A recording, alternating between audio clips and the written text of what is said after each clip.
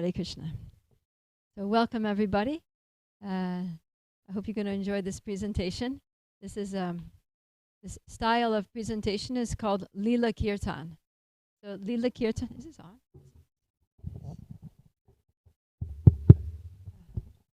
It's quiet. Maybe you can turn up the volume.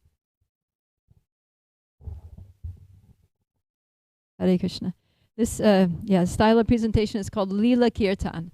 So Leela means pastimes, the Lord's pastimes, so transcendental activities, and Kirtan means chanting. So it's going to be a mixture of singing, chanting, a particular song that we're going to sing that'll be on the screen there. Even if you don't know it, you can follow along. And in between singing, then I'll narrate some pastimes, and this is Radha Leela Kirtan because Radhastami is coming up. So the topic here is Srimati Radharani, her glories, her pastimes, her glorious pastimes. And so the song that we're going to sing is, it's called Radhe Jaya Jaya Madhava Dayate. The official name is Radhika Stava, and it's written by Srila Rupa Goswami, who's one of our main acharyas. Srila Prabhupada said that we are Rupanugas, we're followers of Rupa Goswami. And Rupa Goswami has written many important books that we study, like Bhakti Rasamrita Sindhu, which Srila Prabhupada translated into Nectar of Devotion, and Sri Upadeshamrita, which Prabhupada translated into Nectar of Instruction. So these are some of our foundational literatures for Gaudiya Vaishnavas, and they're part of the Bhakti Shastri course. So Rupa Goswami is very, very important to us. He's a very, very important teacher in our line. And he's written this beautiful song describing the glories of Srimati Radharani. So, without any further ado, we'll just sing. So this is Premamrita, Devi Dasi. She's going to be leading you in Kirtan. And she'll sing a line, and then you should repeat the line with enthusiasm, with love for Srimati Radharani, because her appearance day is coming, and we want to create the atmosphere of joyous celebration for Srimati Radharani's appearance. Okay. Oh, it went away. What happened? Radhe Jaya Jaya Madhava Dayate. Radhe Jaya Jaya Madhava Dayate. Radhe Jaya Jaya Madhava Dayate. Radhe Jaya Jaya Madhava Dayate.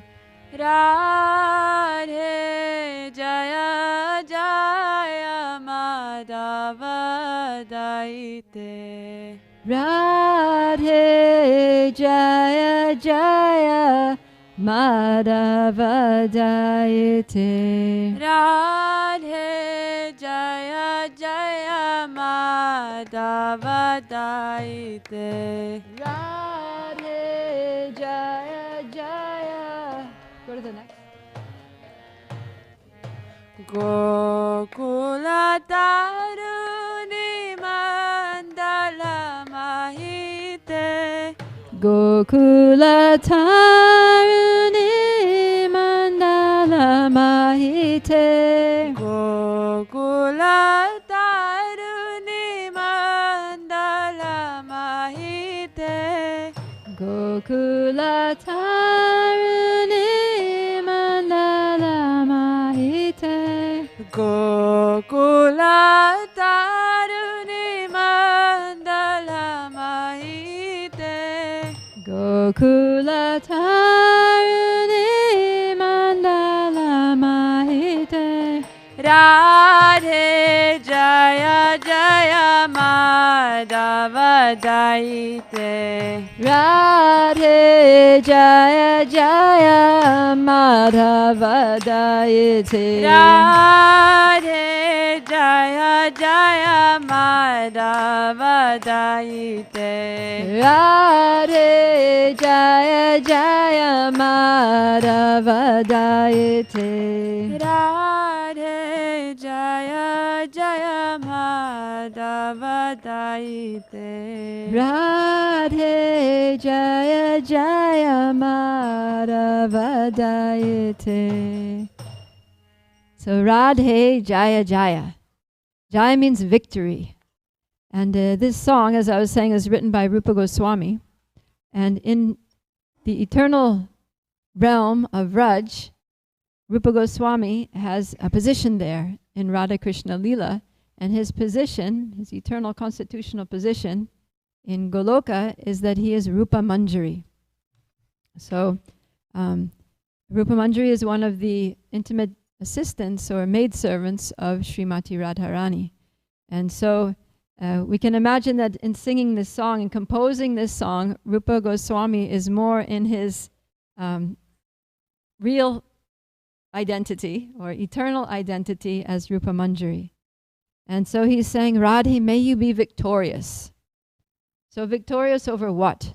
What are Srimati Radharani's struggles? What are the battles that she needs to be victorious in? So one thing is that Srimati Radharani, she's the eternal consort of Krishna. If you go to any Radha and Krishna temple, there's Radha and Krishna on the altar. So she's always there by Krishna's side. But something that some of you may not know is that Radharani is also married to someone else. That's called her so-called husband. That she lives in a place called Yavat in Raj, and she's married to a cowherd man named Abhimanyu. So, of course, we know that Abhimanyu is an expansion of Krishna. But Abhimanyu doesn't know that. And most of the Brajvasis don't know that. We know that because we hear from the Acharyas about the tattva, about the philosophical explanations of all of these relationships. But in Vrindavan, that's not something that they're aware of. So Abhimanyu is thinking that Radharani is my wife. And Abhimanyu's mother, Jatila, is thinking that Radharani is my daughter-in-law. And Abhimanyu's sister, Kutila, is thinking that Radharani is my sister-in-law. And of course, the mother-in-law doesn't want the daughter-in-law to be having any kind of relationships with any other man except her son. So Jatila and Kutila are always trying to stop Radharani from looking out the window when Krishna's passing through, from engaging in any kind of conversation that has anything to do with Krishna. What to speak of leaving the house and going out into the forest of Vrindavan to meet Krishna. So they're trying to stop those things at every turn. And at the same time, Radharani's friends are always trying to arrange Radharani's meetings with Krishna, because they want Radharani to be happy and they want Krishna to be happy, and they know that Krishna is happiest when he's with Srimati Radharani. So they don't care about all these social formalities. They just care about Krishna's happiness, which is dependent on Radha's happiness, and both of them are happiest when they are together. So, and actually this whole social dynamic is arranged just to increase the pleasure of Radha and Krishna. Because if there weren't obstacles, then it wouldn't be so dramatic. It wouldn't be challenging, and it wouldn't be so pleasurable. So actually Kutila and Jatila, in all of the ways that they try to put obstacles in the path of Radha's meeting with Krishna, it just gives more and more pleasure to the relationship, right? It's like the forbidden fruit that Radharani's forbidden by Jatila to go meet Krishna, and so it becomes more interesting. And Krishna's forbidden to meet with Srimati Radharani, and so he has to always strategize and come up with these plans and schemes and tricks and pretexts to go and to meet Radharani, or her friends need to come up with these different ways by which Radharani can escape from the scrutiny of her mother-in-law and go to meet Krishna.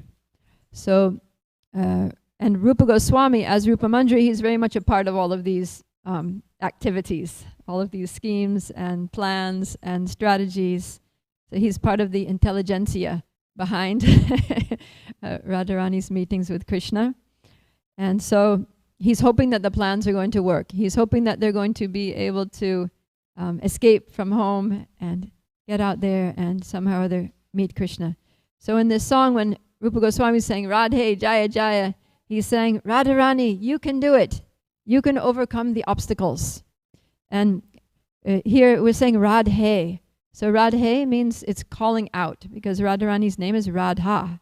But he's not saying Radha because he's not talking about Radha. He's talking to her. So he's saying Radhe, he's addressing her. Radhe Jaya Jaya. Oh Radharani, may you be victorious. You can do it. You can overcome the obstacles of Kutila and Jatila and achieve victory in meeting Krishna. Radhe Jaya Jaya Madhava Daite.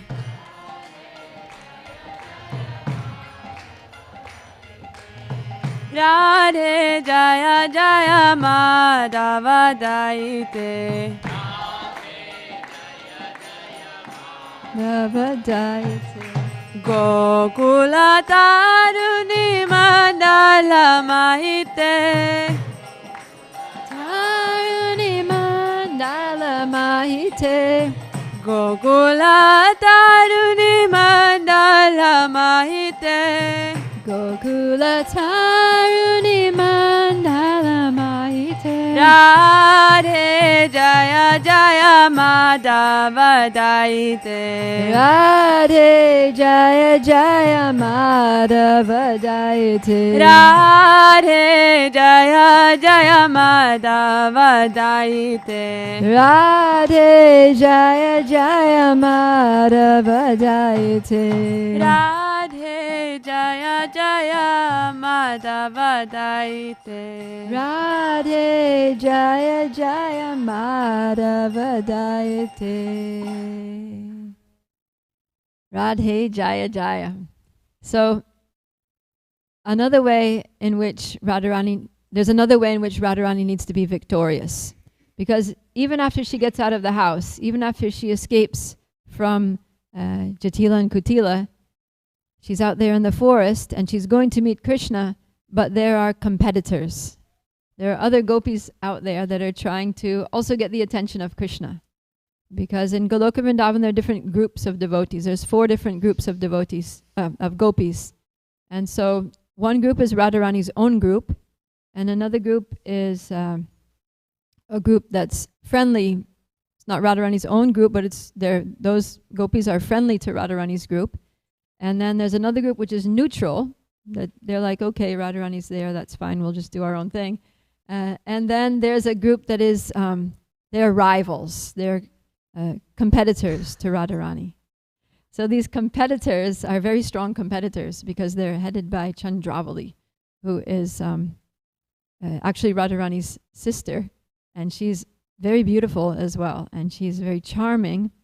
And she has her own maidservant assistants that similarly create all kinds of strategies to try to get Krishna to meet with Chandravali instead of Radharani. So sometimes Radharani is going to meet Krishna and they have their plans, and Chandravali's maidservants will sabotage their plans. Or Krishna is on the way to meet Srimati Radharani, and Chandravali's maidservants, her gopis, will go and try to distract Krishna, to try to divert his attention. They'll say, oh Krishna, you know, we have a beautiful kunj over here, the jasmines are in full bloom and you've never smelled an aroma like that before, and the most beautiful girls in the world are there, and we've just been practicing a whole orchestra for your pleasure, and please just come over just for a few minutes and see what enjoyment you can find there. And so they're trying to lure him and tempt him away from his mission, which he's on the way to meet Radharani. And sometimes they succeed, at least temporarily. Sometimes Krishna gets waylaid and he shows up late to meet Radharani. We'll talk about a story of that pastime where that happened a little later. So Rupa Manjari, as I said, she's one of the Radharani's accomplices, and she's trying to make sure that Radha meets Krishna and Krishna meets Radha, and nobody gets deviated, or no plans get thwarted on either side. So she's saying, Radhe, may you be victorious. May you pass May Krishna pass by all the competitors and come to be only with you. Jai. Radhe Jaya Jaya Madhava Daite. Radhe Jaya Jaya Madhava Dayate. Radhe Jaya Jaya Madhava Daite. Radhe Jaya Jaya Madhava Dayate. Radhe Jaya Jaya Madhava Daite. Radhe Jaya Jaya Madhava Dayate. Radhe Jaya Jaya Madhava Daite. Radhe Jaya Jaya Madhava Dayate. Gokula Taruni Mandala Mahite. Gokula Taruni Mandala Mahite.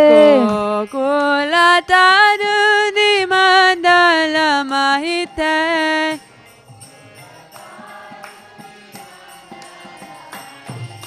Radhe Jaya Jaya Madhava Daite. Radhe Jaya Jaya Madhava Dayate. Radhe Jaya Jaya Madhava Daite. Radhe Jaya Jaya Madhava Dayate. Radhe Jaya Jaya Madhava Daite. Radhe Jaya Jaya Madhava Dayate. This Radhe Jaya Jaya also applies to us, because Srimati Radharani is the compassionate energy of Krishna. And she knows that only by loving Krishna can all of us be happy. And out of compassion, she wants us to be happy. And so, when Krishna comes in the form of Lord Chaitanya, he comes in the mood of Srimati Radharani.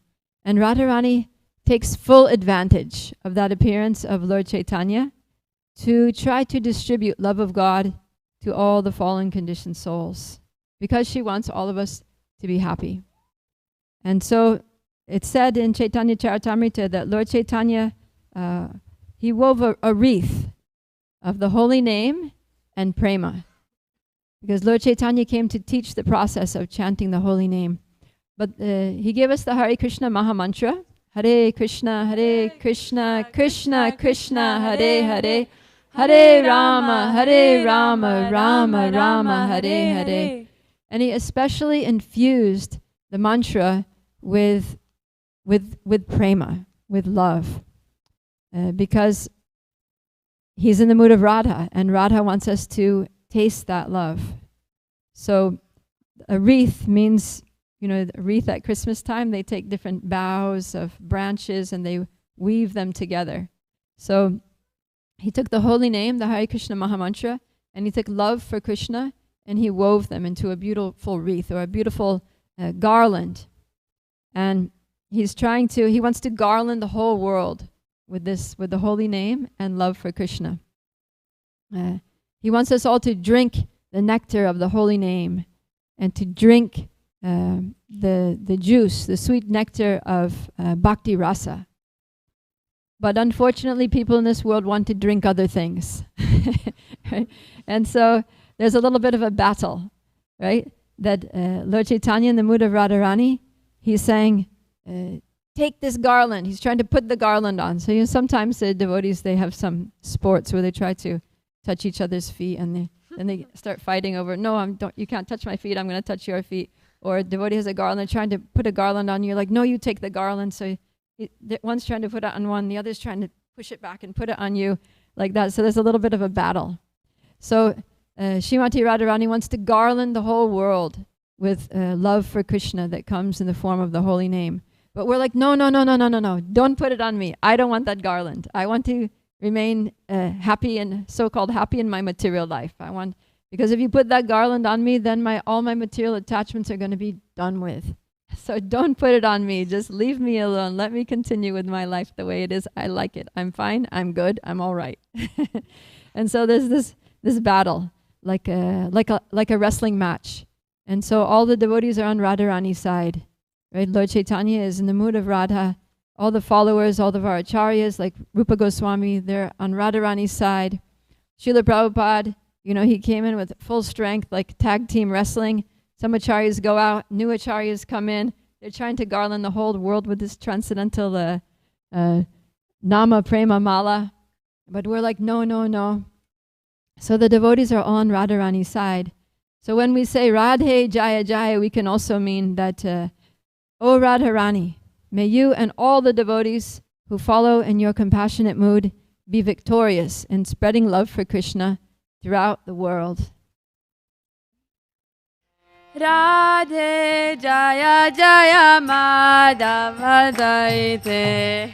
Radhe Jaya Jaya Madhava Dayate. Radhe Jaya Jaya Madhava Daite. Radhe Jaya Jaya Madhava Dayate. Radhe Jaya Jaya Madhava Daite. Radhe Jaya Jaya Madhava Dayate. Radhe Jaya Jaya Madhava Daite. Radhe Jaya Jaya Madhava Dayate. Gokula Taruni Mandala Mahite.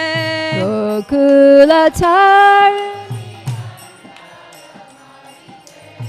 Gokula Taruni Mandala Mahite. Gokula Taruni Mandala Mahite. Radhe Jaya Jaya Madhava Daite. Radhe Jaya Jaya Madhava Dayate. Radhe Jaya Jaya Madhava Daite. Radhe Jaya Jaya Madhava Dayate. Radhe Jaya Jaya Madhava Daite. Radhe Jaya Jaya Madhava Dayate. Radhe Jaya Jaya Madhava Daite. Radhe Jaya Jaya Madhava Dayate.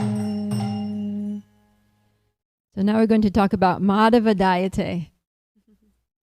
Madhava Dayate. So Dayata means lover or wife. It specifically means one who has given her heart. So Radharani is the person who has fully, completely, absolutely given her heart to Krishna. But Rupa Goswami is not saying Krishna Dayate, he's saying Madhava Dayate. So why does he choose this particular name, Madhava? Whenever there's a particular name used, it's always significant. So actually there are 3 different meanings of the name Madhava that we can look at. There are probably more meanings, but I'll talk about 3 different meanings of Madhava in this context. So one meaning is the meaning that we usually think of is that Madhava is the husband of the goddess of fortune. So if Radharani is Madhava Dayate, that means she's the wife or lover, let's say the wife of the husband of the goddess of fortune. So if she's the wife of the husband of the goddess of fortune, that means she is the goddess of fortune, right? Because she's the wife of the husband of the goddess of fortune, so he is her husband, and that means she must be the goddess of fortune. So actually that's the case, that Radharani is the source of all the goddesses of fortune. Like in Brahma Samhita it says, Lakshmi Sahasras Satasam Brahma Sevyamanu, that in Goloka Krishna is served by hundreds and thousands of Lakshmis, or goddesses of fortune, or gopis, and that Radharani is the Adi Shakti.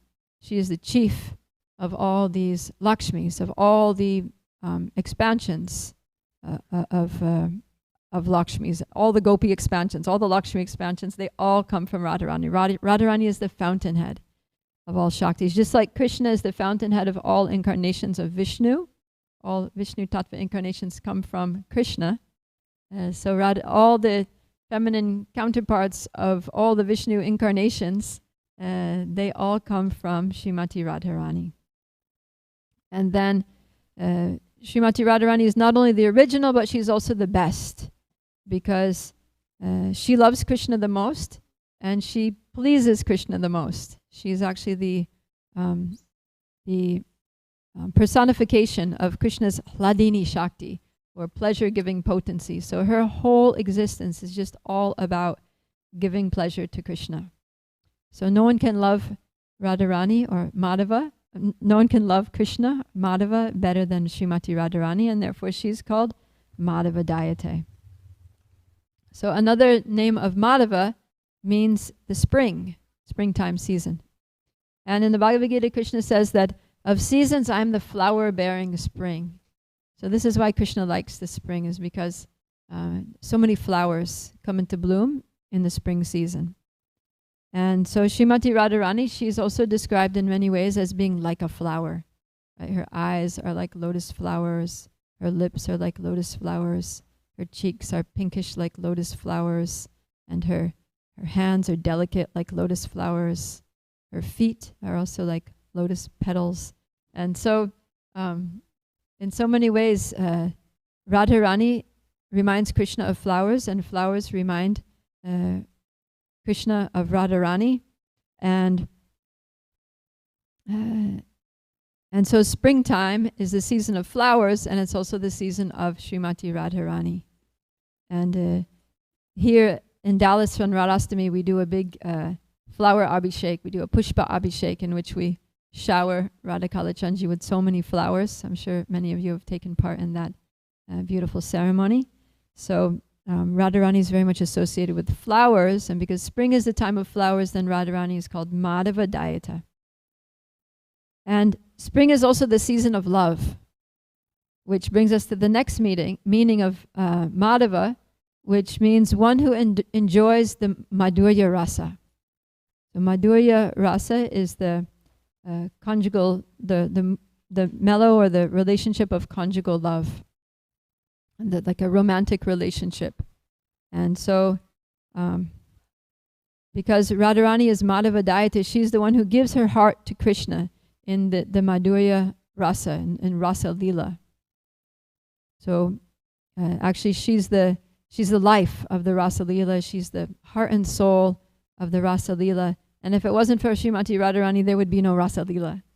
So the conjugal rasa finds its perfection in Srimati Radharani. So therefore, she's called Madhava Dayata.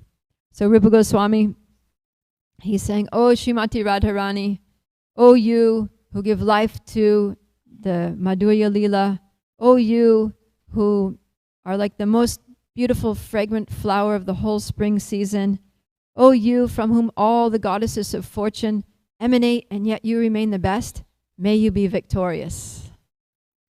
Radhe Jaya Jaya Madhava Dayate. Radhe Jaya Jaya Madhava Dayate. Radhe Jaya Jaya Madhava Dayate.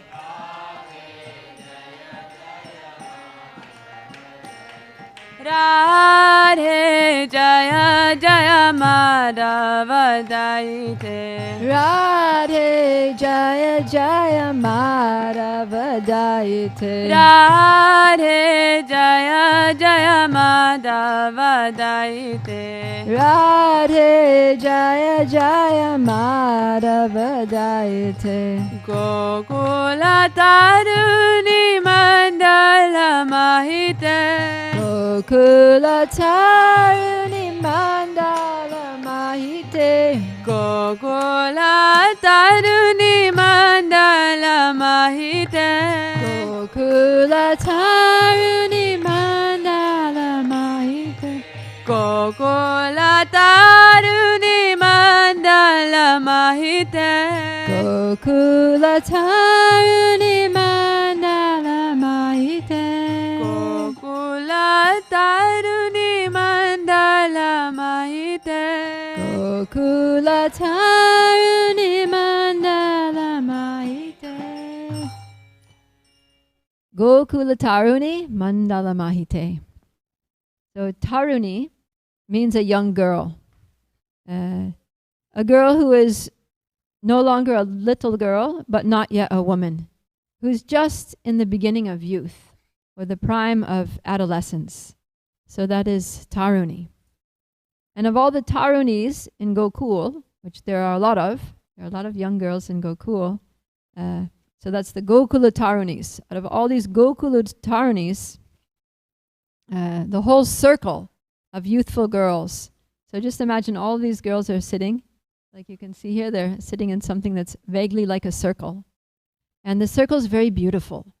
You know, sometimes when a festival is coming, we'll make like a rangoli, and it'll be a mandala, like a mandala rangoli, and it's very beautiful, right? It's very beautifully decorated with different designs, and it's very attractive. So this Gokula Taruni mandala, this mandala or a circle of young girls at the pinnacle of their youthful beauty, is there around Srimati Radharani. And so Radharani is a part of that mandala, but she is Gokula Taruni mandala Mahita. Mahita means the greatest, right? Maha means great. So Mahite means you're calling out, oh, greatest of all of the Gokula Taruni mandala. And that's Srimati Radharani. So Mahita can also mean honor or esteemed. So why is Radharani considered by everyone in Gokul to be the greatest? It's because everyone in Gokul just wants to please Krishna. And Radharani knows best how to please Krishna. Like we were just saying, she is the embodiment of Krishna's pleasure potency. So she's just all about that.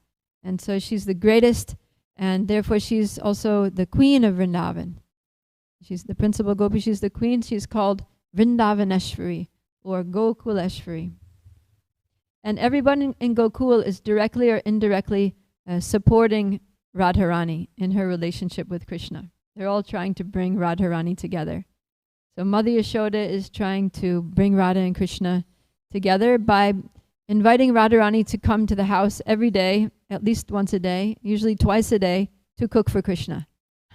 Because when Radharani was a small girl, one day Durvasa Muni, this powerful sage, came to her home. And so her mother, Kirtida, she engaged little Radharani in serving Durvasa Muni, bringing him water, bringing him his plate of prasadam, and just taking care of him. And Durvasa Muni was so pleased with Radharani's sweetness and her submissive behavior and her patience and all of her good qualities that he blessed her. He said, Radharani, may whatever you cook taste like nectar, and that anybody who eats what you cook will never become ill. They'll never be afflicted with any kind of disease. So this was a wonderful benediction, especially for a small girl. And everybody in Vraj got to know about this benediction. And so when it got to Mother Yashoda, she thought, wow, that's amazing. Mother Yashoda is always thinking about Krishna and how to make sure that Krishna is healthy and happy, that he's well, that no harm comes to him.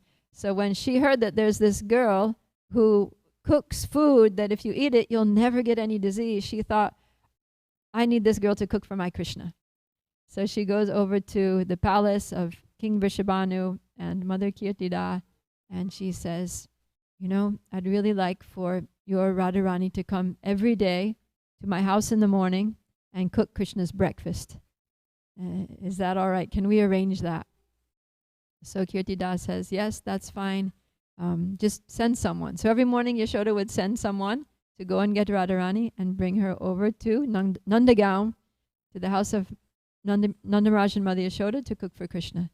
So that was happening. And even after, the amazing thing is that even after Radharani's marriage to Abhimanyu, this continued going on. This was like an unbreakable tradition that Radharani had to cook for Krishna.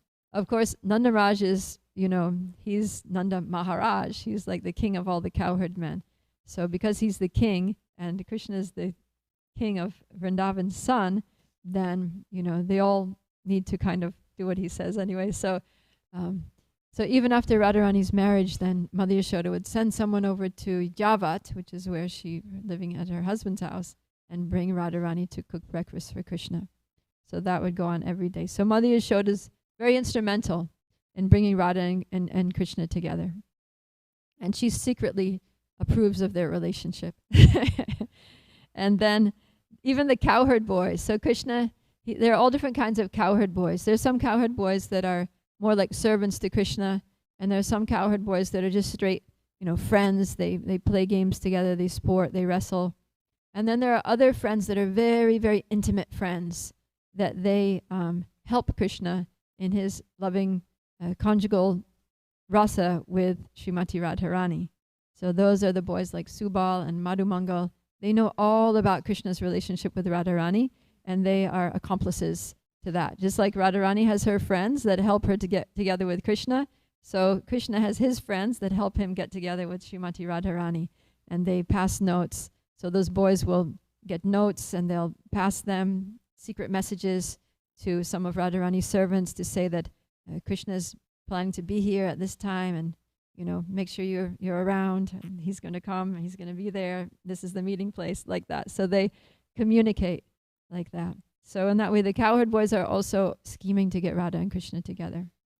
And even Jatila and Kutila and even Chandravali are actually enhancing Radha and Krishna's enjoyment by creating so much dynamic tension to increase the excitement or the thrill of the Parakiya rasa.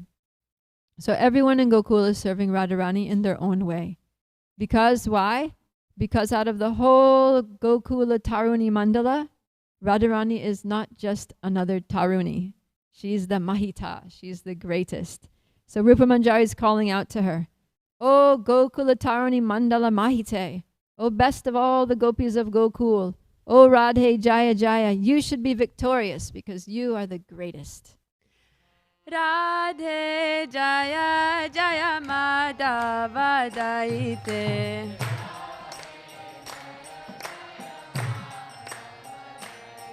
Radhe Jaya Jaya Madhava Daite.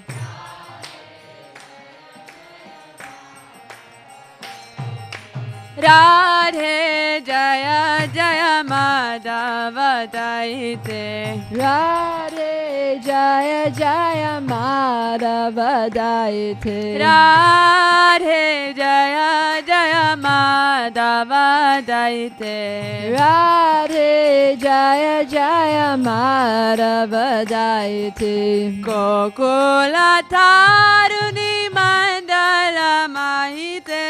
Gokula Taruni Mandala Mahite. Gokula Taruni Mandala Mahite. Gokula Taruni Mandala Mahite.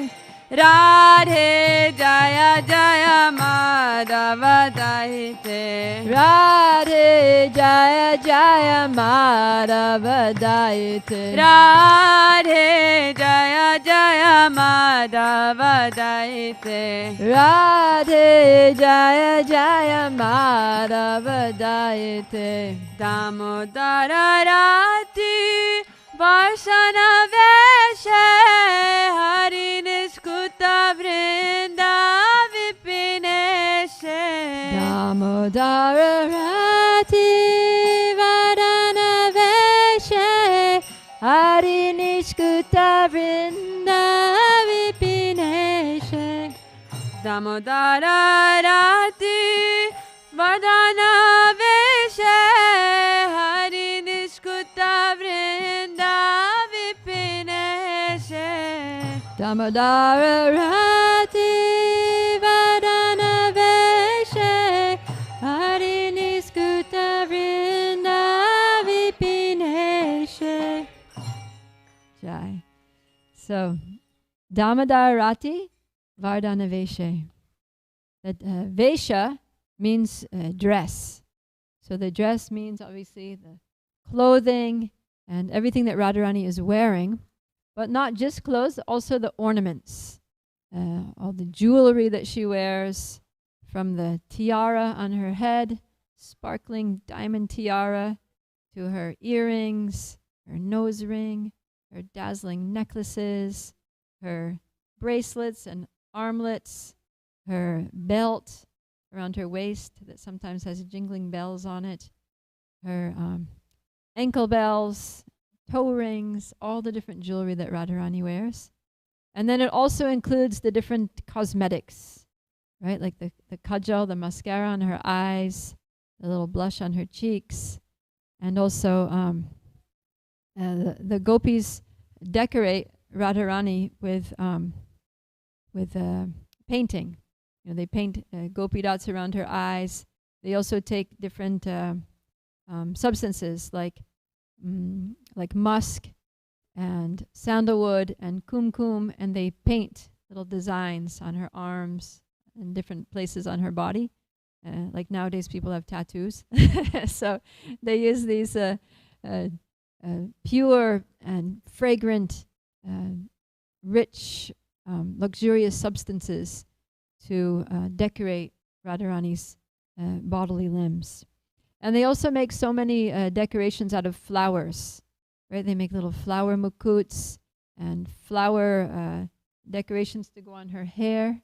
Usually Radharani has some flowers going around the side of her head like that, a beautiful garland, and sometimes she wears flowers around her arms or around her ankles.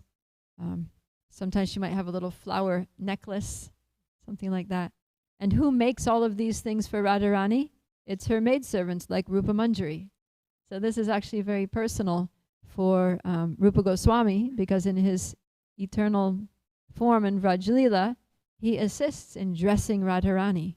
He goes there every day in the morning, or she goes there every day in the morning, and along with other young girls, they bathe Radharani and they do her hair and they apply all these cosmetics and gopi dots and paintings, and they dress her beautifully and ornament her with all these jewels.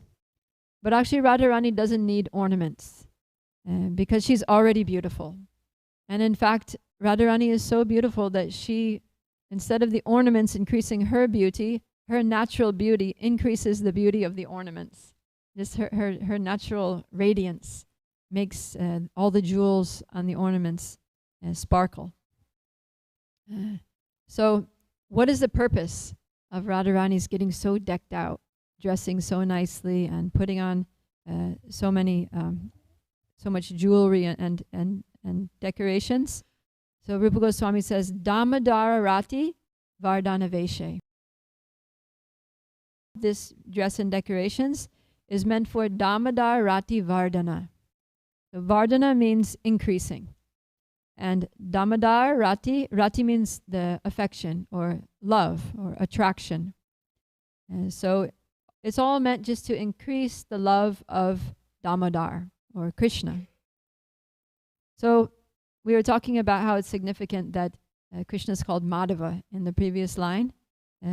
So why is he called Damodar here? This seems especially intriguing because, you know, it almost seems like a little bit of what we call rasabas, right? Contradictory moods.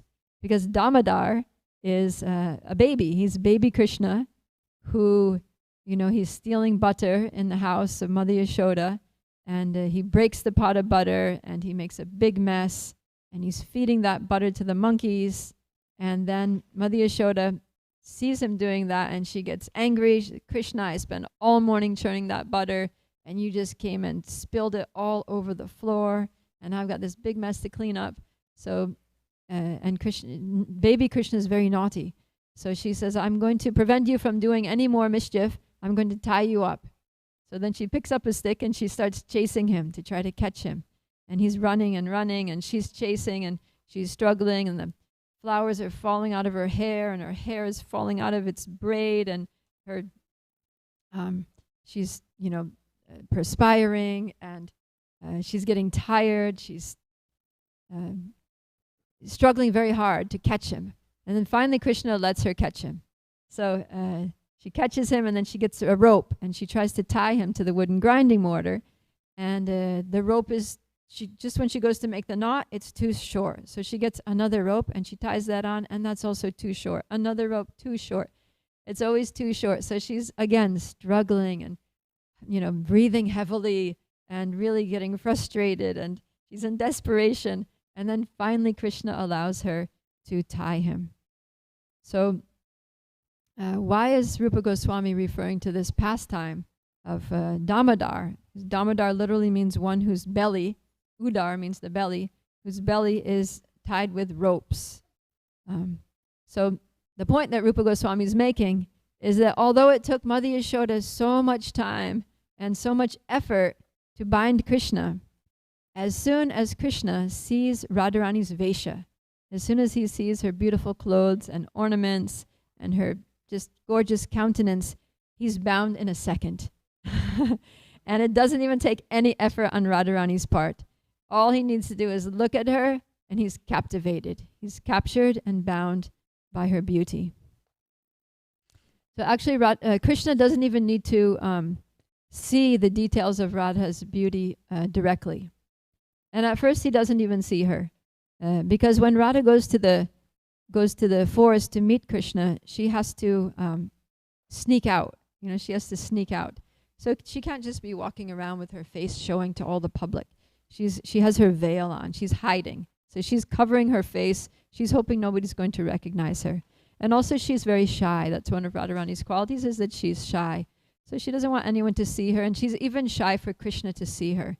So she knows she's going to see Krishna, and she wants to see Krishna, but she's shy. So she's covering her face with her veil. And so at first, when Krishna sees Radharani coming from a distance, he doesn't see all the flowers in her hair, and he doesn't see the decorations. But what he sees is the bees. They're these bumblebees of Vraj that are always flying around. And they're smelling the flowers in Radharani's hair, and they're smelling the flowers in Radharani's garland, and they're smelling Radharani herself, who is fragrant like a flower, and they're buzzing all around her. So when Krishna sees those bees, then he thinks, oh, they're smelling the flowers in Radharani's hair. And then he's thinking, I wonder what color those flowers are today, because it's different color every day. He's thinking, oh, she's wearing a blue sari, probably some contrasting color, maybe yellow, or maybe orange. And those flowers are also going to contrast with the blue in her eyes. And then he starts thinking about her eyes, which are also like lotus petals. And her eyes are always full of tears, like just about to drip tears out of happiness when she sees Krishna, or out of the intensity of love for Krishna. So just seeing the bees, he's having this whole spurti, this whole vision of Srimati Radharani's beautiful hair and her lotus face.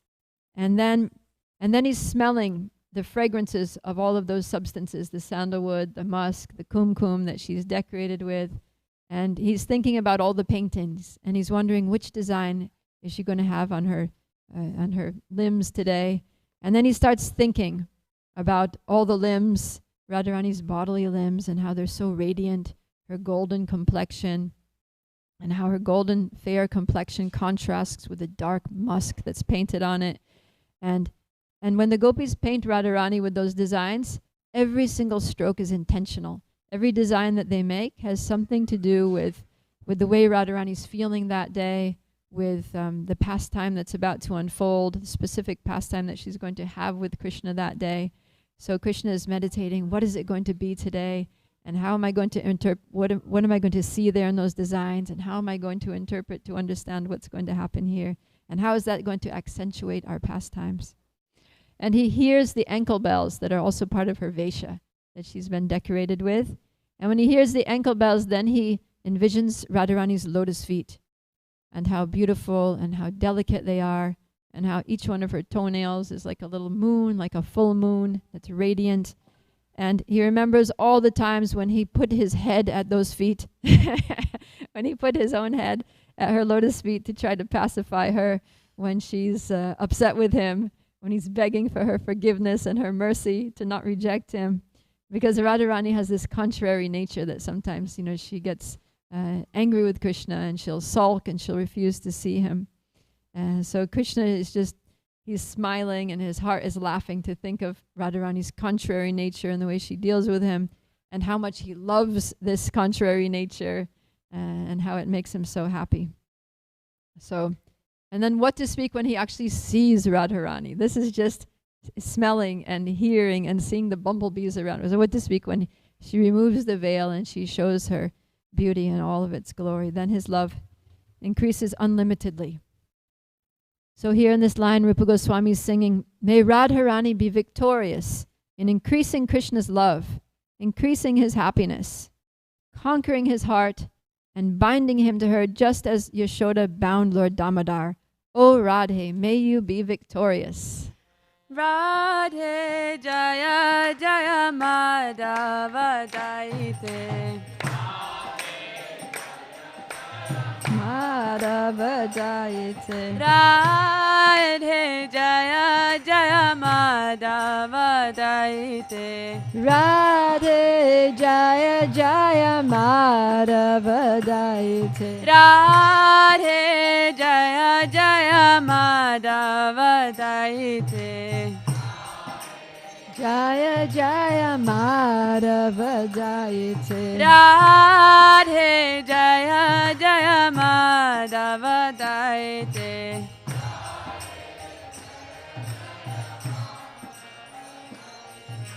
Damodara Rati Vardhana Veshe Hari Nishkuta Vrinda Vipineshe. Damodara Rati Vardhana Veshe Hari Niskuta Vrinda Vipineshe. Damodara Rati Vardhana Veshe Hari Nishkuta Vrinda Vipineshe. Rati Vardhana Veshe Hari Niskuta Vrinda Vipineshe. Damodara Rati Vardhana Veshe Hari Nishkuta Vrinda Vipineshe. Damodara Rati Vardhana Veshe Hari Niskuta Vrinda Vipineshe. Now, Hari Nishkuta Vrinda Vipineshe. So Vrinda Vipineshe means that Srimati Radharani is the Isha. Vrinda Vipinisha. She's the Isha of the Vrinda Vipina. What is Vrinda Vipina? So Vipina means forest. It means the same thing as Vana. Vipina and Vana are synonyms. So the place where Radha and Krishna have their pastimes is Vrindavan or Vrindavana. It's Vrinda's Vana, Vrinda Devi's forest. So Vrinda Vipina means Vrindavan. Same thing. Vrindavana and Vrinda Vipina. Same thing. So just as Srimati Radharani is Vrindavaneshwari, she is also Vrinda Vipineshwari, or in short, Vrinda Vipinesha. She's the queen of the forest of Vrindavan. So that's Vrinda Vipineshe.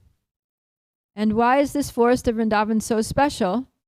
Because it's Hari Niskuta. So Nishkuta means a secret pleasure garden. And usually it would be the secret pleasure garden of a king. So in the king's palace, any king has a big palace. And there's the front part of the palace where he receives guests, he receives, VIPs that come to meet him, where his ministers are there and they're having so many meetings where he's solving the problems of the state, where he's, doing all of his duties as a king. But then there's the back part of the palace where the queens live and where the sons and daughters of the queen and king live. And that's the more private, that's the private part of the palace, right? Where the ministers and dignitaries and government officials and politicians, they don't go to that part. That's where the king is there in his private quarters with his family. And then even within that private part, there's a very, very secret part. That's it's an outer part. It's like a inner courtyard. It's within the palace, but it's outdoors. So it's a courtyard within the palace, and it's a beautiful garden. And in that garden, the only ones that go to that garden are Krishna and his queens. So when Krishna wants to relax with his queens, when he wants to enjoy some sweet amorous pastimes, when the king wants to enjoy sweet amorous pastimes with his queens, they go to the Nishkuta. That's the place where they go. But Krishna is not a king, at least not in Braj, and he doesn't have a palace. So Krishna's other name is Hari. So we're talking about Hari Nishkuta.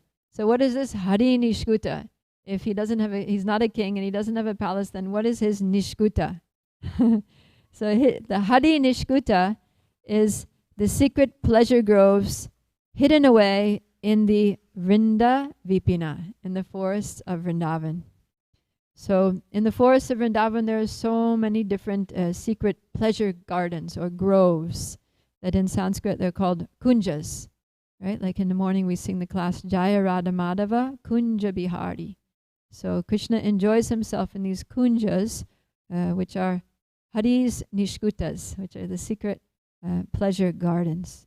And so it's a very, in the middle of the forest, it's a place where there's many trees. And the trees are not these tall trees with all the branches that go up, or, like palm trees that don't have many branches at all. But they're these shorter trees that have branches that hang down, right? Like weeping willows, kind of like branches that hang down. And then when there's a bunch of those trees together, then it creates like a wall. It creates like a kind of like a dense hedge effect that nobody can see inside there. And sometimes even to make these nishkutas even more private, then the gopis will take vines. They'll take flowering vines like malati vines that have these, the malati vine. It's like a tree, but it grows like a vine. It'll grow right up the side of the building. Sometimes in India they'll put some wire and the malati will grow up. And they have these beautiful little delicate pink and white flowers that are very, very fragrant. So sometimes they'll get the malati vine and they'll get the branches of the trees, these tree branches that are hanging down, and they'll weave them together like that. They'll weave the branches are hanging down and the vine is here and they're weaving together like that. So it makes like a it makes like a fortress. It makes like a very dense fence effect. It becomes very private that you can't see what's going on in there. And so that's the Hari Nishkuta. And they also decorate it. Inside there, they decorate. They hang so many garlands, different decorations, like flower balls. And sometimes they'll leave like a little opening in the ceiling for the moonlight to come in at night. And then the moonlight reflects off the different jewels that are hanging there and the different flowers, especially the white flower petals that they'll put there during the nighttime. And it lights up the kunja with moonlight that disperses all throughout it. So this is the Hari Nishkuta. And Hari, another meaning of Hari is who takes away or steals away.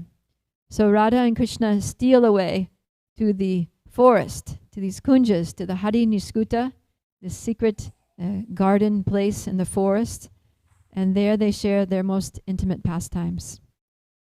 So in those pleasure groves, sometimes there are battles of love that take place between Radha and Krishna. Like sometimes Radharani will steal Krishna's flute and then she'll hide it. And when Krishna thinks she has it, then she'll pass it to another one secretively. And then that one will pass to another one. And then Krishna's going here and there trying to get his flute and he can't get his flute. So there'll be a battle going on where Krishna's trying to get the flute and he can't find the flute and like that. Or sometimes there will be flower fights. Right? They'll get flowers and they'll be throwing flowers. They'll make balls out of flowers and they'll throw flower balls. Or they sometimes get these like water balloons, but it's not like rubber balloons. It's made out of lac, this kind of substance that's called lac that's taken from the trees. And then they put pollen. They fill those up with pollen. And then when they throw those, then it bursts and the pollen goes all over like that. So that's like holy, like the holy, or they'll get the colored water. So there are so many different ways in which they have these battles between Krishna and the gopis. So in all of these competitions, then Rupa Goswami is cheering on Srimati Radharani that, oh Radhe, don't let him win. Don't let Krishna win this fight. After all, you are Vrinda Vipanesha. You're the queen of Vrindavan. And whatever may happen here in this Hari Nishkuta, in this secret place in the forest with Hari, may you be victorious. Radhe Jaya Jaya Madhava Daite.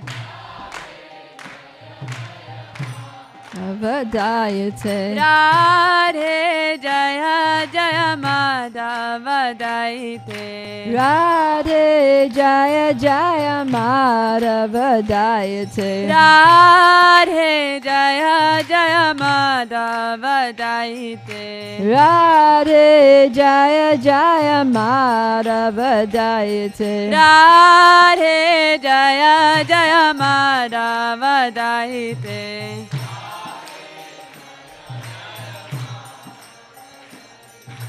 Vrishabhanu Dadi Navashashi Leke Lalita Saki Gunaramita Vishake. Vrishabhanu Dari Navashashi Leke Lalita Saki Gunaramita Vishake. Vrishabhanu Dadi Navashashi Leke Lalita Saki Gunaramita Vishake. Vrishabhanu Dari Navashashi Leke Lalita Saki Gunaramita Vishake. Vrishabhanu Dadi Navashashi Leke Lalita Saki Gunaramita Vishake. Vrishabhanu Dari Navashashi Leke Lalita Saki Gunaramita Vishake. Vrishabhanu Dari Navashashi Leke. So Navashashi means the new moon, and Udadi means the ocean. So Radharani is like the Navashashi, like the new moon in different ways. So the moon appears to be born from the ocean. Like if you're on the east coast of the US and you're looking out over the Atlantic Ocean and you're watching the moon rise, it appears to be born from the ocean. But actually the moon is always there. The moon is not born, the moon doesn't die, the moon's always there. So in the same way, Radha appears to be Vrishabhanu Dadi. She appears to have arisen or taken her birth from the ocean of Vrishabhanu, or the ocean of love for her, which is her father, Maharaj Vrishabhanu, and her mother Kirtida. But actually Radharani doesn't take birth from Vrishabhanu and Kirtida. Radharani exists eternally. She's always there. She is eternally Krishna's consort. And similarly, the new moon is waxing, right? So with every day, the new moon is growing. It's becoming a little thicker. It's going from a new moon, eventually it becomes a half moon, and then it becomes a full moon. So in the same way, baby Radha, she appears to grow from a little baby to a small child to youth, and like that. She appears to grow up. But actually, Radharani is Nitya Kishori. She's eternally youthful. So it's not that she's really growing. It's just, it's apparent. She apparently takes birth. She apparently grows, but she's an eternal personality, and she's also eternally youthful. So that's one way that Radharani is like the new moon. And another way is that in the Bhagavad Gita, Krishna talks about the moon and how the moon sustains this whole world. And the way that the moon sustains us is that it gives the juice of life to all vegetation. So Krishna calls the moon Rasatmaka, and that it gives the juice of life to the vegetation. So rasa means juice, and atma in this sense means life. And juice, the rasa can also mean flavor or taste. So Srimati Radharani gives so much flavor to the lives of the Brajabasis. She enhances the happiness of everyone in Braj by her pastimes with Krishna, and just by her own personality, just by the sweet flavor of her personality. She's so charming, so sweet, so compassionate, so loving, that everybody in Vraj just loves Srimati Radharani. Not only Krishna, but everybody. Everybody loves Srimati Radharani. And we can say that Radharani gives flavor, just like the moon gives the flavor to the vegetables and fruits. But we can also say that Radharani is Rasatmika, because she is the Rasa Atmika, or Atma in this sense can be translated as soul, right? The Atma we say is soul. So Radharani is the soul of Ras. And she's also called Rasarani or Rasikarani, the queen of Rasa, or the queen of all the Rasikas, the queen of all those who relish Rasa. Because without Radha, the Ujvala Rasa, the most brilliant Rasa, which is the Madhurya Rasa, would not exist. And also Radha, by her intense, unequal love for Krishna, she inspires all the Brajabasis. And in this way, she nourishes all the other rasas, so that not only Krishna can taste an unlimited variety of sweet flavors in her association, but so can all of his dear associates in different ways. So Rupa Goswami is singing here, Radhe Jaya Jaya, O Radhe, in enabling all the Brajabasis to taste the highest nectar of love for Krishna, may you be victorious. Radhe Jaya Jaya Madhava Daite. Radhe Jaya Jaya Madhava Daite. Radhe Jaya Jaya Madhava Daite. Radhe Jaya Jaya Madhava Daite. Radhe Jaya Jaya Madhava Daite. Radhe Jaya Jaya Madhava Daite. Radhe Jaya Jaya Madhava Daite. Radhe Jaya Jaya Madhava Daite. Vrishabhanu Dadi Navashashileke Lalita Saki Gunaramita Vishake. Vrishabhanu Dadi Navashashileke Lalita Saki Gunaramita Vishake. Vrishabhanu Dadi Navashashileke Lalita Saki Gunaramita Vishake. Vrishabhanu Dadi Navashashileke Lalita Saki Gunaramita Vishake. Vrishabhanu Dadi Navashashileke Lalita Saki Gunaramita Vishake. Vrishabhanu Dadi Navashashileke Lalita Saki Gunaramita Vishake. Jai. So Lalita Saki Guna Ramita Vishake. Lalita Saki means Lalita's friend. So Radharani is Lalita's best friend.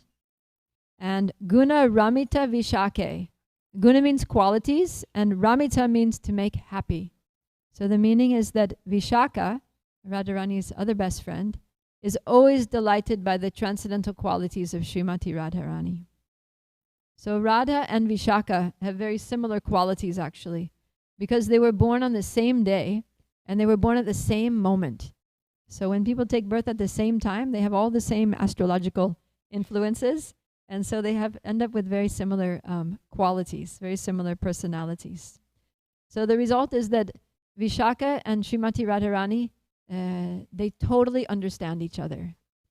And so whenever Radharani needs some emotional support, whenever she needs someone to just share her heart to, she always goes to Vishaka. So Vishaka is Srimati Radharani's closest confidant, closest companion, best friends. Lalita is also very, very close to Srimati Radharani, but because she's a little older, then she takes on a role that's kind of like an advisor to Srimati Radharani. She gives counsel to Srimati Radharani whenever, she gives instructions. So for example, if Radharani just ate a big meal and then she hears Krishna's flute playing and she wants to just jump up and run to follow that flute song, then Lalita will be like, no, you just ate, you can't run. You need to sit down, you need to relax, or at least walk slowly. And so Radharani's like, oh. And Radharani is very obedient to Lalita. It's interesting because Radharani, she's not afraid to transgress all the boundaries of Dharma to go and meet Krishna, but she's afraid to transgress the orders of Lalita. So this is one of Radharani's 25 transcendental qualities, that she's controlled by the love of her friends, and especially she's controlled by Lalita Devi. So I'll give you an example of, I'm going to tell a pastime that shows this quality of Radharani being instructed and controlled by Lalita Devi. So one day, Radha was there in the forest Kunj, and it was the designated place that Krishna was supposed to meet her at the designated time, which was noon. He was supposed to be there at high noon to meet. And this is in a beautiful place by Radha Kund, which is the noon meeting place. So Radharani's there with Lalita, with Vishaka, with Rupa Manjari, with other Manjaris, with other gopis. She's there with all of her group of gopis. And they're all ready, they're all dressed up. She's completely decked out with Damodar Rati Vardhanavesha, ready to increase Krishna's love by her appearance. And they're watching the sun, because in those days they didn't wear watches. So they're watching the sun. Sun is approaching the zenith. It reaches the zenith. It's going past. It's afternoon. It's little afternoon. It's quite a bit afternoon. It's a lot afternoon. And Radharani's pacing back and forth. And with every minute afternoon, she's becoming more and more stressed. She's becoming more and more disappointed. She's becoming more and more frustrated. And Lalita also. Lalita is becoming even more angry because she can't stand to see Radharani unhappy. So Radharani's shaking her head, and she's thinking, what is going on here? Krishna's giving Radharani so much trouble. So then, finally, they hear Krishna's ankle bells coming in the distance. Krishna also wears ankle bells. So they hear his ankle bells coming. And he's coming fast. They can tell because the ankle bells aren't just going tinkle, tinkle, tinkle. They're going ch, ch, ch. Because he's stepping hard, right? He's running. His steps are heavy. He's in a hurry because he knows he's late and he knows he's going to get in trouble for being late. So he gets there. And so when Radharani hears the ankle bells coming from a distance still, she jumps up and she gets all full of anticipation, full of all kinds of expectations. Krishna's coming. He's finally coming. And then Lalita looks at her and says, don't get so excited. We need to set our boundaries here with him. So then when Radharani sits down and she's trying to contain herself, she's trying to hold back the flood of her love that wants to overflow its boundaries. And so Lalita receives Krishna and she says, Krishna, you're very late. And Krishna tries to make some excuses. She says, no excuses. We know what you've been up to. We know where you've been, right? Because remember, they are competitors. So Lalita always makes assumptions about where Krishna's been, and she's probably usually right. So Lalita says, I'm sorry, but we're not going to put up with this. We are just not going to play second fiddle to anyone. We set a time. Radharani, after all, is Vrindavaneshwari. She is Vrinda Vipineshe, and you can't just treat her like her time doesn't matter. You need to be here when you're supposed to be here. And so Radharani doesn't hear all this. She's inside the Kunj. She's looking out the entrance, and she's just seeing. She's seeing Lalita, doing this, and she's seeing Lalita doing this, and she's seeing Krishna doing this, and she's seeing Lalita doing this, and then finally she's seeing Lalita doing this. pointing to the road, like, get out of here. And then she's seeing Krishna doing this and turning his back and walking away. And so Radharani's heart is just sinking and sinking and sinking more.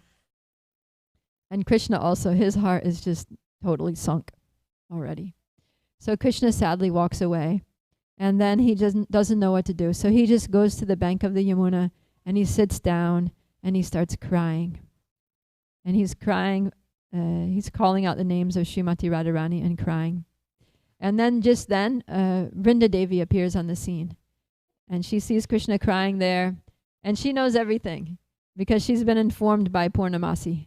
Purnamasi is like the orchestrator of all the Braj Leela. She's like the grandmother, the beloved grandmother of all the Brajabasis. They all see her like a grandmother. She's like the wise matriarch of Braj.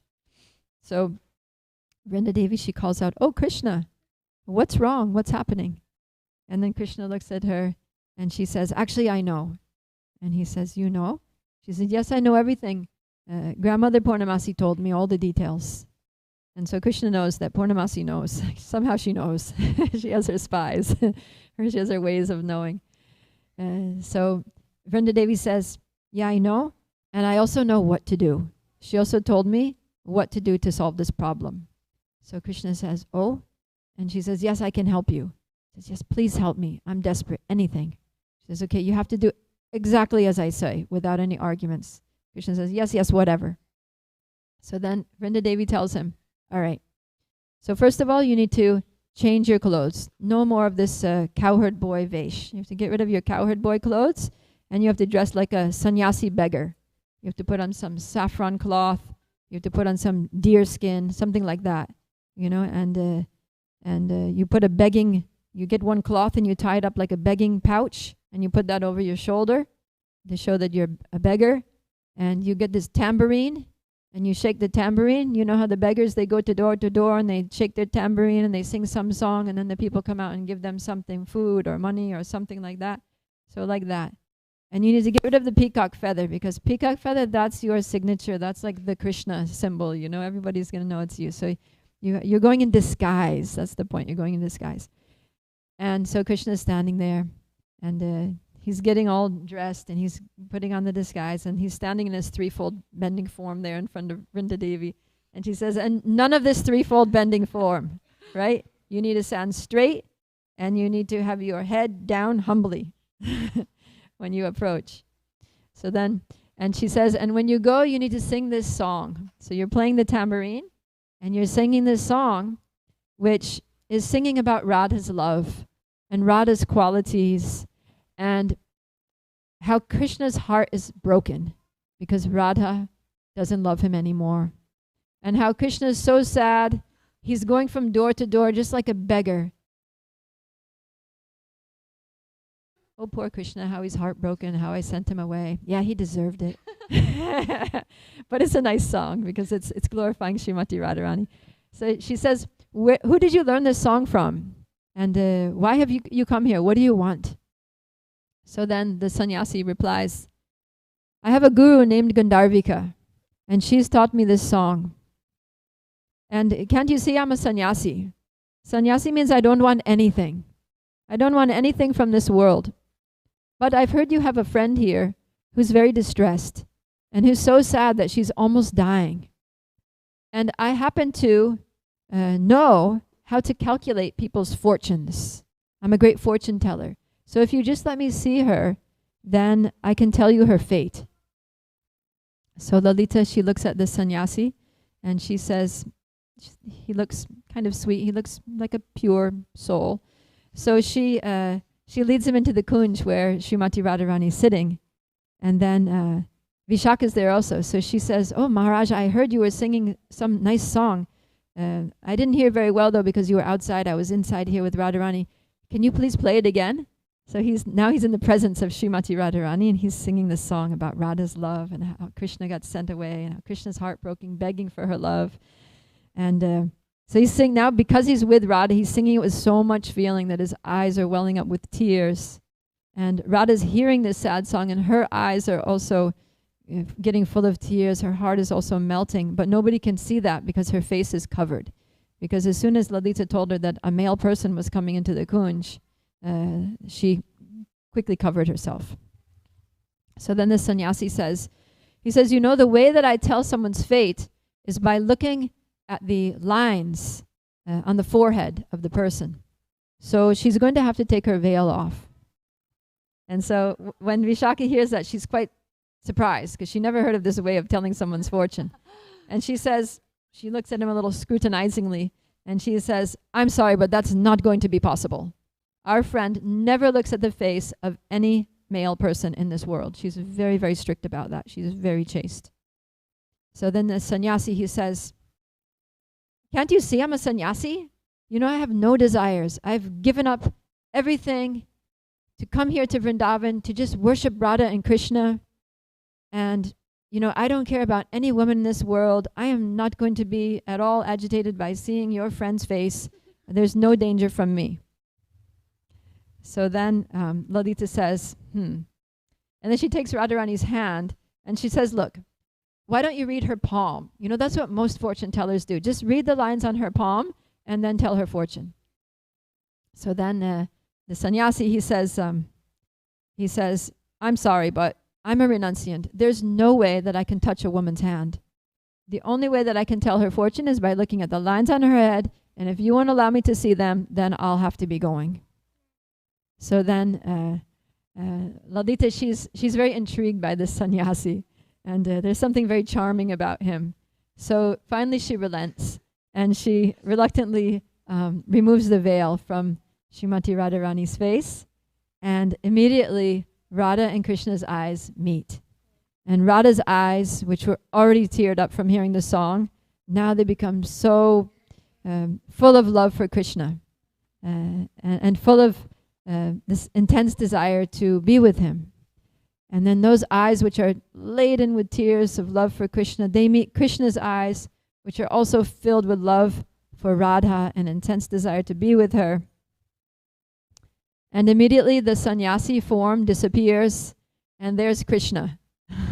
He can't hold, the intensity of his emotion becomes so strong that he can't maintain the disguise anymore in his original form of Krishna, with his dark complexion, with his peacock feather, with his flute, in his threefold bending form. He's standing there with his long, curly, lush, luxurious hair, and all of Radha's sulkiness and all of her anger and her disappointment disappear, and they're replaced with ecstatic bliss. So in this way, we can see how Lalita's sternness, which sometimes seems to frustrate Radharani, actually always opens up the possibility for the most wonderful pastimes to take place between Radha and Krishna. And that's why Radharani always trusts Lalita's judgment, even if initially it doesn't seem good for her. She always trusts her, and she always obeys her orders. And Lalita, even though she sometimes appears to act in adverse ways, is just to enhance. So Radharani considers Lalita her most dear well-wisher, and therefore she's known as Lalita Saki, the friend of Lalita. So Rupa Goswami knows that these two friends, Lalita and Vishaka, are Radharani's most intimate, most beloved Sakis, and he wants to please Radharani by glorifying her in relationship to her dear friends. So he says, "O Radhe, O friend of Lalita, O you who always give happiness to Vishaka, may you be victorious." Radhe Jaya Jaya Madhava Daite.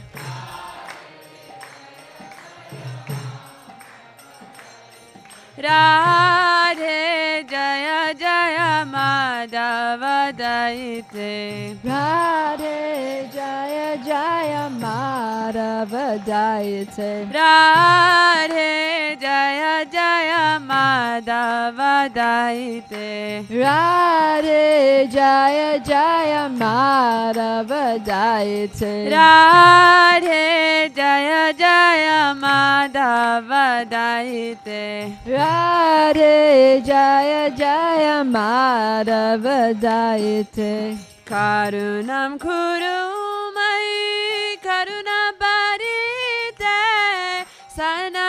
sanatana vanita charite. Karunam kurumai karunam bharite sanaka sanatana vanita chari. Karunam kurumai karuna bharite sanaka sanatana vanita charite. Karunam kurumai karunam bharite sanaka sanatana vanita charite. Karunam kurumai karuna bharite. So Rupa Goswami is saying here that Radhe, you are Karuna Kuru Mai, the embodiment of mercy, and Karuna Bharite, full of mercy. And not just any mercy, but Karuna. So in Sanskrit, there are 3 different words that mean mercy. One is Kripa.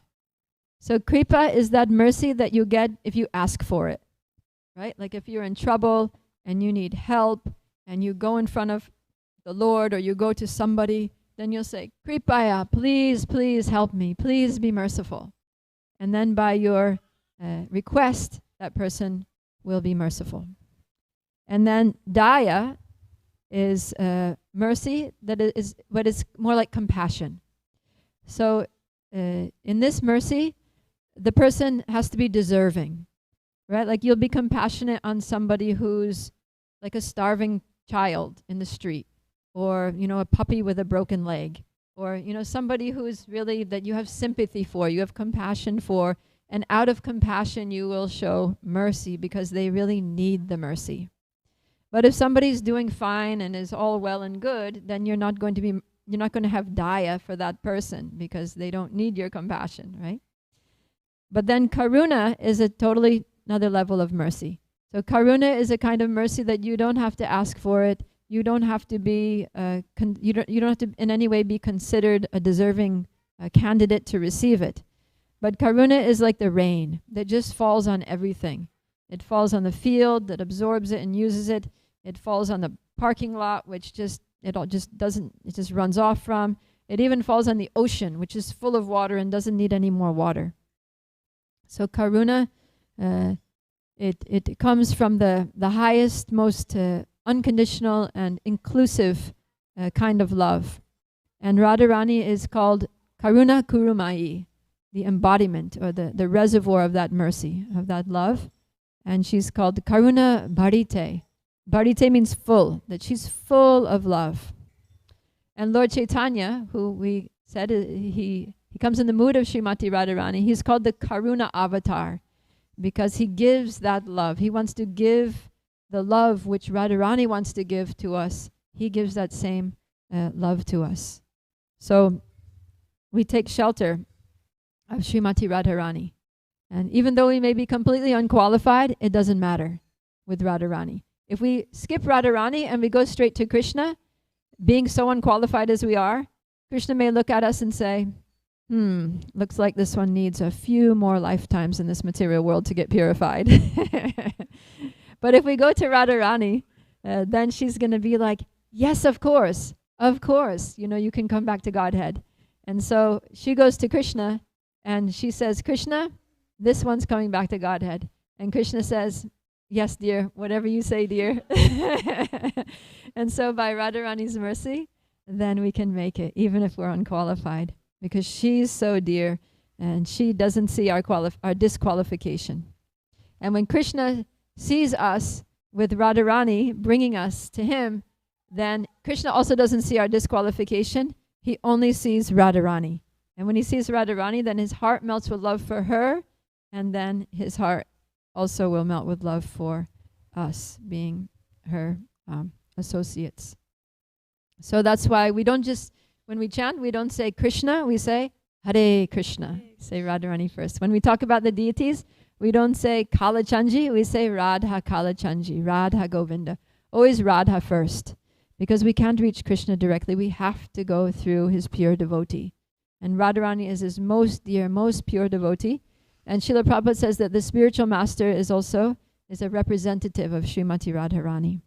So Rupa Goswami is pleading here. He's saying, "Oh Radhe, may you be victorious in distributing your mercy even to those who are unqualified, and may you be successful in convincing Krishna to accept them." Radhe Jaya Jaya Madhava Daite.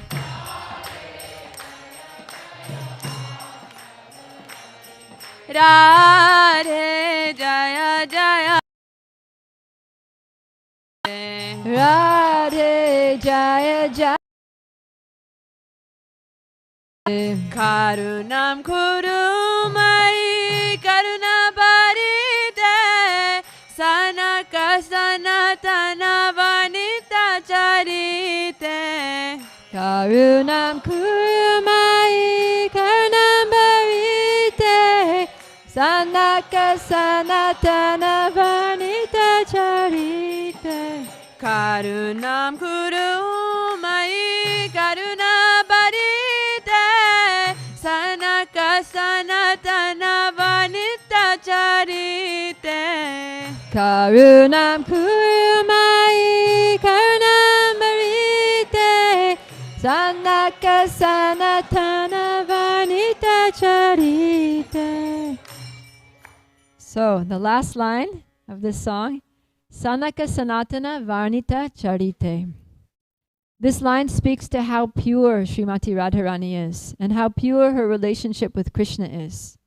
Because we've been talking about how Radha and her friends make all kinds of schemes to trick her in-laws and sneak away to the forest to meet with Krishna at noon and sometimes in the middle of the night, and how Radha and Krishna have these intimate loving pastimes in the Hari Nishkutas, the secret pleasure groves of Vraj forest. And Rupa Goswami is saying that despite what this may look like, because it kind of looks a little immoral, right? That a married woman is sneaking off with Krishna in the middle of the night. So he's saying that despite what this may appear to be, there's actually not a single tinge or any mundane emotion in the hearts of either Radha or Krishna. And what is the proof of that? The proof is that Sanaka and Sanatan, two of the four Kumaras, these four Kumaras are these eternal Naishtiki brahmacharis. That they always sing of her character. Varnita Charite. Varnita means to praise, and Charita means the behavior or the activities, the character. So these four Kumaras are renowned brahmacharis. In fact, they're so disinterested in anything that has to do with, romantic or conjugal relationships between men and women, that they, by their mystic potencies, they keep themselves eternally as 5-year-old boys, even though they're the oldest beings, the firstborn sons of Brahma at the time of creation. They're so old, but they always appear as 5-year-old boys because they never wanted to reach puberty, because we all know what happens at puberty. All those attractions come out. Attraction to the opposite sex arises, and they're like, we don't want to deal with that. We don't want to feel that kind of feelings. We don't want to get married. We don't want to get entangled in family life. We just want to be pure Naishtiki brahmacharis. So they had no interest in any kind of romantic affairs. They wouldn't speak to a woman. They wouldn't look at a woman. And yet, Sanaka Sanata Varnita Charite. They always take great pleasure in speaking about the qualities of Srimati Radharani, and specifically her pastimes with Krishna. They glorify Radharani because in those pastimes, there's no lust. Just like in their own minds, there's no lust. And Radha and Krishna's loving pastimes are so pure that just by hearing about them from the right source, one whose heart is full of lust actually gradually becomes free from lust. So Radha and Krishna's pastimes are so pure that they purify anyone who touches them. And so they're suitable even for the most strict brahmacharis.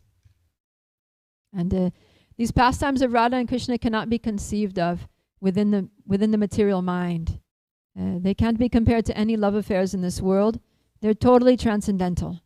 And they can be understood only on the transcendental platform. By the mercy of Lord Chaitanya, we've been given access to these pastimes by the process of chanting the holy names. And as we become purified by our sincere chanting, then gradually these pastimes become revealed, right? One by one. the name reveals itself. And then by continued chanting, the name reveals Krishna's transcendental form. By more chanting, the name reveals the qualities of Radha and Krishna. And then by continued chanting, the name reveals the transcendental pastimes of Krishna and his devotees headed by Radha.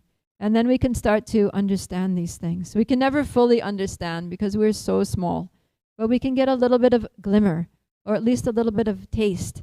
And even that will melt our hearts with love. So we just have to go on chanting the Maha Mantra, chanting beautiful authorized bhajans like this one by Rupa Goswami that speak about the glories of Radharani.